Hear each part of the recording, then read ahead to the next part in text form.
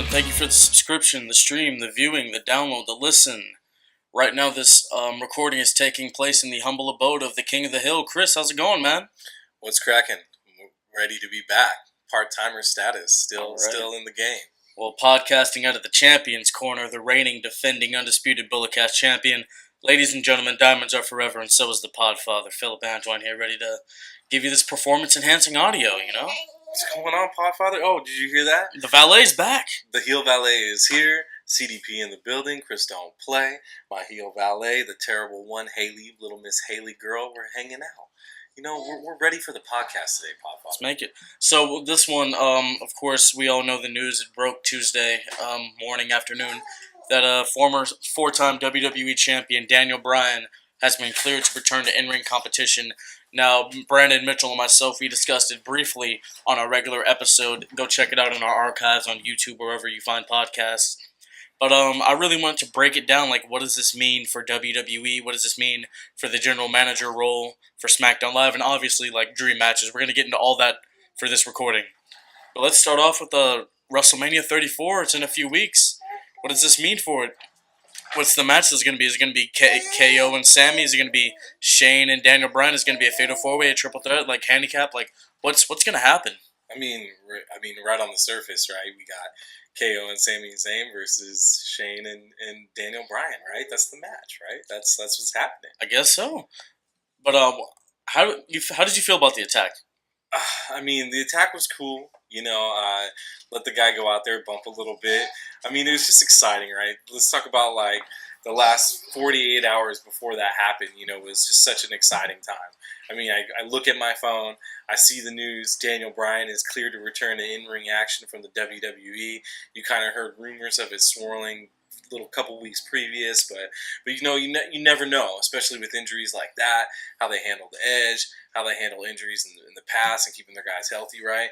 But I think this is WWE's response to not allowing Daniel Bryan to walk after his contract and also beef up a WrestleMania card.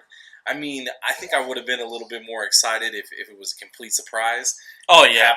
Happened at WrestleMania, like, dude walking out in ring gear and just make it happen. Like, wow, what a great moment that would have been. But, I mean, just the news of him coming back is... I mean, I'm at a loss for words. Just in being a wrestling fan, and the landscape of the WWE is so different now that it's going to be great. I know we're going to hit on those points a little bit later, but as far as WrestleMania, you pay off a storyline as convoluted as it was, right? Because for a while there, wasn't Shane and Daniel kind of like butting heads on how they handle KO? They didn't see eye to eye on Cammy. But I feel like going back to the whole attack, I feel like it would have been more effective if the news hadn't broken that he was cleared. They just started beating him up and were like, yo, he can't be touched, he can't do that. And then they bring out the news a few days later, oh yeah, by the way, he's cleared or something. I don't know. Something like that would have been more effective for me or for the whole storyline purpose in general. Or just do it in storyline, right? Like, instead of just being a news story from WWE.com or however they're going to control their narrative, right? Like put it in storyline, put it in the show. That way I have something to be excited for after a lackluster Fastlane moving to WrestleMania on the SmackDown side of the card, right? Yeah, I mean, well, I think the SmackDown side of things is going to be hot. Oh, yeah, dude. Gender, dude. Come on. we'll talk about gender on a different pod. But, so we talked about what this means for WrestleMania. I guess we obviously know Shane and Daniel versus Cammy. Who carries the match, really? I mean, four awesome guys, right? Like, I mean, Kevin Owens and Sami Zayn, I feel like carry the match, but Daniel Bryan, there's nothing this guy can't do. I fully expect a crazy Daniel Bryan match, the same that we got, you know, the last time he really wrestled at WrestleMania 31. You know, it's going to be that same type of high octane. We're going to see a high flying knee. Somebody's getting kneed in the face, and it's gonna be awesome, dude. I mean, I'm so excited. For a match that I wasn't like really excited about. Now it's like full head of steam, like right away. Like nobody really knew what was going on with that storyline, and now I'm pumped. If you could see me smiling through the radio, you could see the smile on my face. I hope you hear it. No, but yeah. Quick side note: Kevin Owens changed his Twitter name to Kevin Steen Fight. So since he got fired or whatever. But yeah, I mean, I'm amped up for this. Daniel Bryan, he was one of my favorites. The American Dragon making his return. Since he's been general manager of SmackDown, his mic skills have increased tremendously. So I mean, he was already tremendous in the ring, but now that his mic skills have gotten better, he's kind of got the whole well-rounded thing now. You know, when Daniel Bryan doesn't care, when he doesn't really care at all, he can just flow with it, and he's hilarious on the microphone.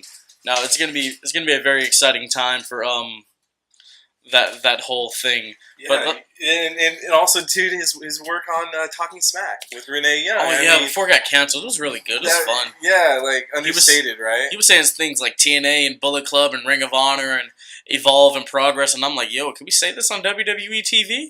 Yeah, it's awesome. I mean, on the network, maybe, right? Oh, true, true. All right, so we talked about that. Let's talk about what does this mean for the general manager position of SmackDown? Do they bring back a Vicky Guerrero or a Teddy Long, or what do we do? Do we get somebody new? Dude, if it was Vicky, I would be so like that would. I would be so happy. Hey, bring back Vicky. Let her put her back with Dolph. I want to see my boy Dolph with the world title again. No, but I've heard rumors of a certain guy who used to put his hand next to his ear and yell, "Brother."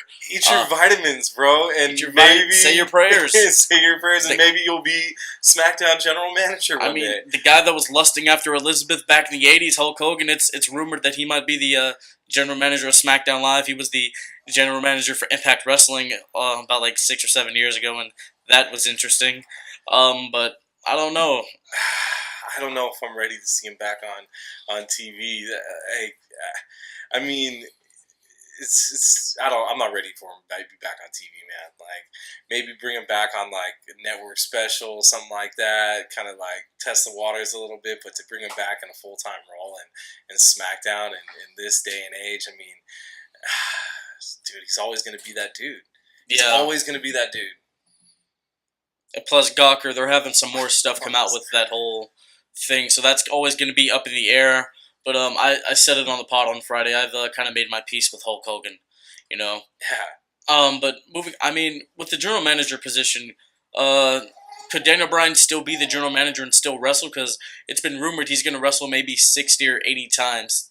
Like, he has that many dates throughout the year. Change the commissioner and still wrestles. I can do it. Yeah, I can dig it. Kurt Angle's still Raw GM. He's had a few endeavors in the squared circle since he's been back with WWE. The heel valet is wrecking shop in the living room. Hey man, I enjoy it. It's like the barbershop window with Marty and Sean, except Sean, and the papers are Marty Jannetty, you know? Yeah, she rips up everything, dude. It's fun, you know?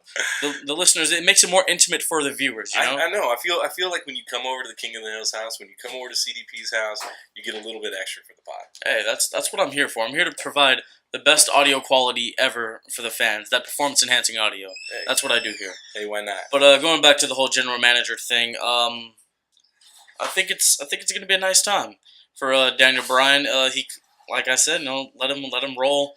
Still being the general manager and put on the spandex every once in a while. Yeah, dude, it's awesome. I mean, just that we're having this conversation right now tells us that we're excited about the product, and where it's going.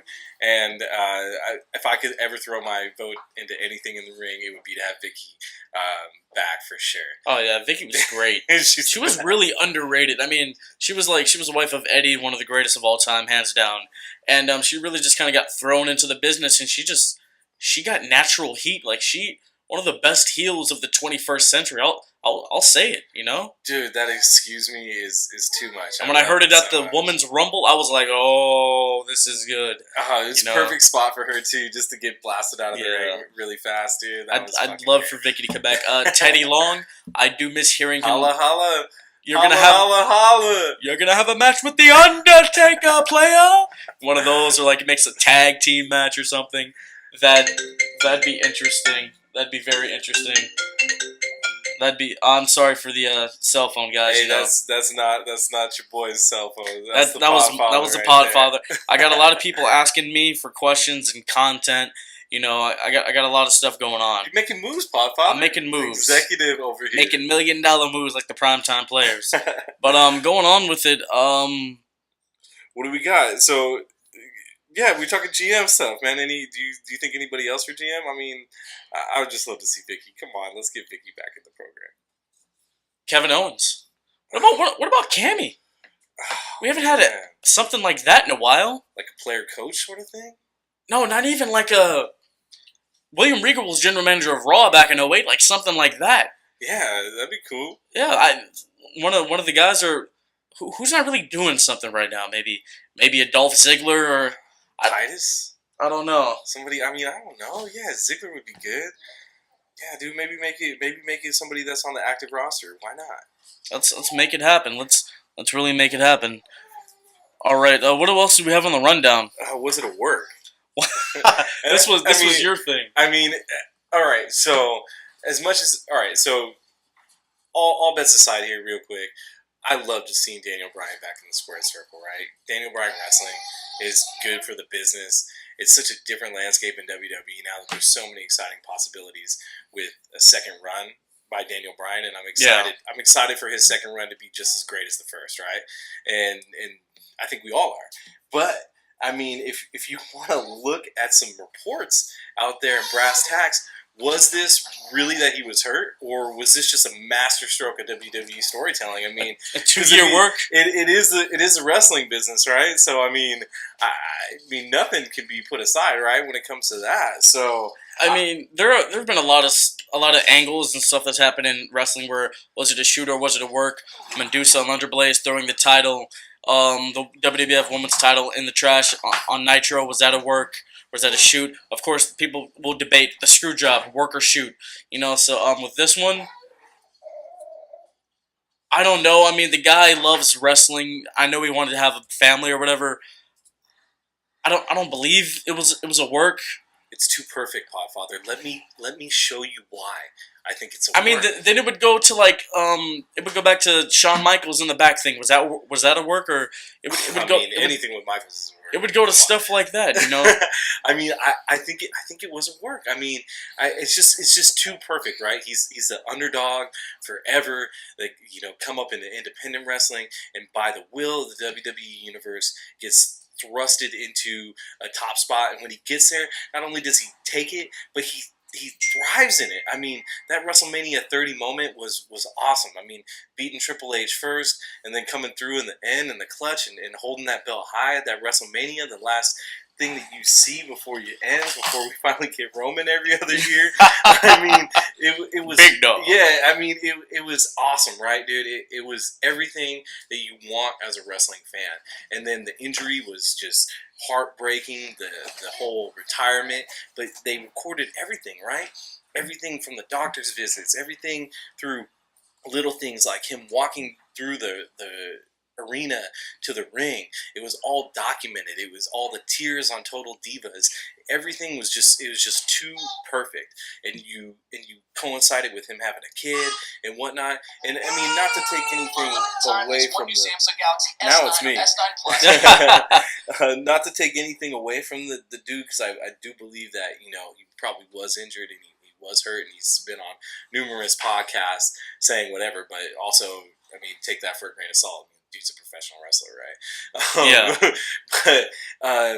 Yeah, it just seems too perfect. Like, the storyline just seems too perfect. And when you're building a legend, and when you're constructing a legend, if you talk about the legends and the reason why we love them, and the reason why these people are special in the conscious of our hobby that we love so much, it's because they have these storylines that integrate with their real life and their stage life and what's going on, right? Like give me something real. Give me something tangible. And this could be Vince's master stroke. I mean, it could be, right? I mean, it could be a work. It might not be. But I did find an article that I wanted to read to you. And is it by Dave Meltzer? It's not by Dave Okay, Meltzer, good. right? Then I'll believe it. It's actually by Newsweek. And I mean, Trump, he could be like, say this is fake news. Newsweek has probably been called on the carpet before, but I believe Newsweek is pretty credible. And they interviewed the doctor, and he said, I evaluated Bryan for a neurological opinion on return to WWE. Included in his medical records were multiple evaluations by renowned concussion consultants. I determined that Bryan is currently I'm going to butcher these, astrophonomic, and has normal detailed neurological and cognitive neuropsychological examination, normal EEG, and an MRI that showed no definitive evidence of a prior brain injury. It is my medical opinion that there is no absolute contradiction to his return to in-ring action in WWE. So he was saying that it showed no evidence of prior brain injury. So that doesn't sound like somebody that has a lot of seizures happening, right? From concussions or 20 concussions throughout his career. I mean, could this be a work? I need more than that. There was a lot of crocodile tears on Total Divas, man. I need a lot more than just that. I mean, the guy said he would have like seizures and hide him from the company, and he had a match in like 2015 to get split open or whatever, and like he looked pretty bad. I don't know. I need a lot more evidence than that. I mean, I'm just saying I'm a skeptic. When it comes to the business, I'm always a skeptic, man. Yeah. Always a skeptic. I'd need to see like medical records and MRIs and X-rays and a whole bunch of other stuff like that. Not just Newsweek? Yeah, I need a little bit more. No. All right, fake news. Daniel Bryan was hurt, man. No, but it's then you're making me question, like, is the CM Punk, is the walkout of work? Dude, the walkouts of work. I'm telling you. He wanted to go do UFC. The walkout is a work. When Brock left the first time, that was a work too. Dude was a UFC champion.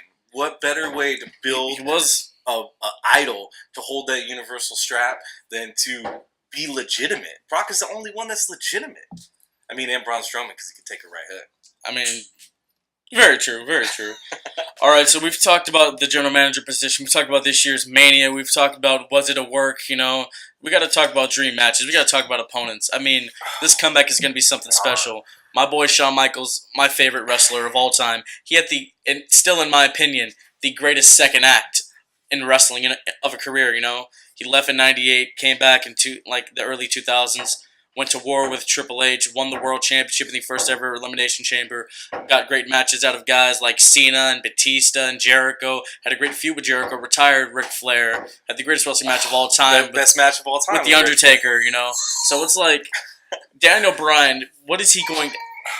How are his matches from the past going to live up to what he's going to do now? Because I know he has to be wrestling differently. He can't, like, go all out, you know, because... I've read he has to be examined after every single match, so like he can't go balls to the wall. Oh, go all balls to the wall. Go all the way, baby. Daniel Bryan only knows one speed. Well, look, he can't do that diving headbutt anymore. You know that's gotta go. I think we're gonna see it. It's gonna happen. You know, this WrestleMania match is gonna be. Okay, he can do it like once or twice every year. Like he doesn't have to do it like every single match. Like it can. I mean, this dude lives and breathes professional wrestling. I mean, he only knows one speed. Benoit did the diving headbutt every match, and look what happened to him. I mean, but that was a completely different situation. Yeah, R.I.P. to my boy Chris Benoit. All right, no, but dream matches. Brock Lesnar right off the bat. That's the one that jumps to my mind. Daniel came up with a whole new style of wrestling for when he was going to wrestle Brock, because if he hadn't have gotten injured, Brock was going to take the strap off of. Daniel Bryan was going to be the founding father of Suplex City if he hadn't got injured. That's what I'm going with there. Yeah, I mean Shinsuke Nakamura. Oh, I mean, can we throw him on the list right away? Hey, we can. I mean, awesome, right? I'd love it. King of Strong Style versus D-Bry. Oh man, dude, that would be awesome. That'd be cool. AJ Styles. Dude, right away, right? I mean, AJ and Daniel, they've wrestled each other previously in the past 5 times to be exact. AJ has 3 wins. Daniel has 2. It's never been on WWE programming. I mean, that's the difference, you know. I mean, one of them happened in a gymnasium in front of like 30 people. One of the best matches I've ever seen. Lucky those people. Yeah, right it was like 2002 when they were all still like really young in their careers, and so that was great. Dude, there's some Mark sitting at a WrestleCon being like, "I was there, man. Do you remember that?" Yeah. Johnny Gargano. Underdog versus underdog. Dude, Johnny Wrestling, awesome, dude. That would be great. I'd love to see it. They could tell a really good story there too. You know, we thought Gargano was going to be the next D-Bry, the great underdog story. He still could be. I don't know what they're going to do with him in NXT or whatever. But if he gets to the main roster, you know that's a crossing of paths I would love to see. Let's pay off the Miz storyline with all that shit talking right off away. The bat. Like, can we get that? That should have been the WrestleMania match, but Superstar shakeup. Let the boy Miz travel over to SmackDown. and let's make that happen. Let's get that Dude, 2-year payoff. The episodes of Miz TV leading up to that match would be priceless. They would. That'd be. I think Miz could really do the best work of his career there. You know, I mean, he already is, right? I mean, he's but like with that specific storyline, I think it could take Miz to a whole other level. And I'm saying even the seeds, right? The little seeds during talking smack. Oh yeah, the little banter back and forth, the back talk. I mean, it's all been a part of Miz's run, right? That's what making him special. 2016 was like a career renaissance for Miz, and I love it. I love everything about it. Full surefire Hall of Famer after that. Oh yeah, without a doubt. If Miz doesn't go in the Hall of Fame, we're gonna riot. Greatest Intercontinental Champion of all time. Oh, the Honky Tonk Man might have to disagree with you there. Oh man, I'm sure he would over his $35 autograph signings every other weekend. Every other weekend. All right. I'm trying to think who else is it. A heel Adam Cole with the undisputed era behind him going up against a pure babyface Daniel Bryan. Oh my god. Think about that. Dude, that's good too. I'm writing it on the list here real quick because I'm going to read them on back to us because this is getting Could you imagine, like, at a WrestleMania, like, 76,000 are like, Adam Cole, baby! And then Daniel does the no thing to him? That'd be priceless. Oh, the Adam Cole baby versus, like, the yes chant. That's something special. I know. Dude, that would be great. I'm trying to think who else we just right away. I'm trying to think like main rosters people that are like Joe. That would be big. Joe. Yeah. Right. The Coquina Clutch versus the Yes Lock. That's something I'd like to see. And Joe's a killer too. Yeah, dude. I would love to see Samoa Joe. I would love to see Bobby Roode too. Oh yeah. A heel Bobby Roode. Yes, a heel Bobby Roode versus Daniel Bryan. I'm with that too. And can I throw out a wild card? Do it. I mean, just because I just want to see it happen, but I want to see Jinder. I want to see Jinder Mahal versus Daniel Bryan. There's just something about that like giant beast versus the little dude. Oh yeah. I love that dichotomy, and I want to see Jinder too. For sure. All right. Can we read it back? I think I got some more. I'm just throwing names out there. Let me see what else is going on. Andrade. Yeah, dude. Andrade Cien Almas. You know that'll be a great one. That'll be very interesting. I mean, Andrade, right? He's one of those dudes that after this run with the belt, he's ready for a main event run. A main card run. So. I mean, you gotta, right? I mean, it's possible. It's there. I mean, the dude's a worker, like crazy. Yeah. We all know that. So, the match would be great. Oh, Pete Dunne. Pete Dunne, the Bruiserweight. Yeah. That'd be a nice one. Pete Dunne. He has like a Stone Cold Killer vibe to him. You know, he's aggressive. You know, he can hit hard. I'd love to see that one go down. Is there any legends that could come back and fight Daniel Bryan that we would love to like? There's a current legend on the roster I'd like to see him go against. John Cena. I mean, we saw it once. I'd like to see it again. I think they like each other too much. Or, you know what? Throw Roman on the list, you know? Yeah. It happened once at Fastlane 2015. I'd like to see what they could do with that. You could throw Dean in there. You could throw Seth in there, you know, just put the Shield. Just put the Shield in there, you know. Oh, general manager versus general manager. Kurt versus Daniel. That would be good. That'd be a nice one. That'd be awesome. Kurt hasn't been up to par lately, but I have faith. I know Kurt Angle can still do it. What about a somebody that's not involved in the company? What about a debuting Kenny Omega? Ooh. Something like that. Like, wouldn't that just be like the tippy top of like the Cleaner versus the Yes Man? Yeah, just saying, like, if we're fantasy booking, I mean, why not? I could dig it. Or if Okada ever makes the jump over. Oh, dude, it's happening. We've talked about this before. Okada's coming, but yes, Okada, Daniel Bryan. Whenever Cody decides to make his return to the WWE, I think that'd be a great one. I think that'd be really nice. Because Cody, he's learned like really the whole way the indie works. Like he took what he learned from the Juggernaut, brought it to like armories and school gymnasiums. So that whole well-rounded thing, his new developed character could really translate over with a babyface Daniel Bryan. Yeah, dude, totally. I think it'd be awesome. Dude, I think we listed the entire roster here. We listed all the hot prospects in the business right now. Just read them back. Brock Lesnar, Shinsuke Nakamura, AJ Styles, Johnny Gargano, The Miz, Adam Cole, Bebe, Samoa Joe, Bobby Roode, Jinder Mahal, Andrade Cien Almas, the Bruiserweight Pete Dunne, John Cena, everybody's favorite Roman Reigns, all the Shield, a matter of fact. Why not Kurt Angle? It's true, it's damn true. The Cleaner Kenny Omega, Okada, and the American Nightmare, Cody Rhodes. Yes. Well, mixed tag team match. Hunter and Stephanie versus Bree and Daniel. There we go. Throw that one on there as well. That's a WrestleMania in the future. You know it is. It is. All right, ladies and gentlemen, I think we're gonna wrap up this podcast here. It's a good world when Daniel Bryan is in it and he's wrestling, and it's awesome. Yeah. And I'm excited for WrestleMania. Add some more heat onto this card. That could be the best WrestleMania ever. I'm excited too. We're about 2 weeks away, or not even.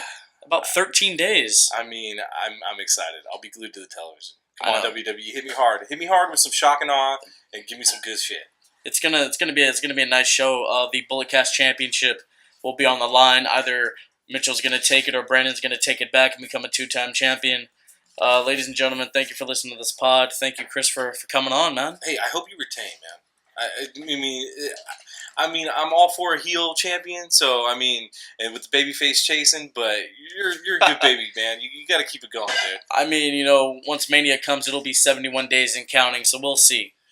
Dude, I'm always a fan of a streak, right? Let the streak continue, All right, ladies and gentlemen, goodbye and good night. Bang.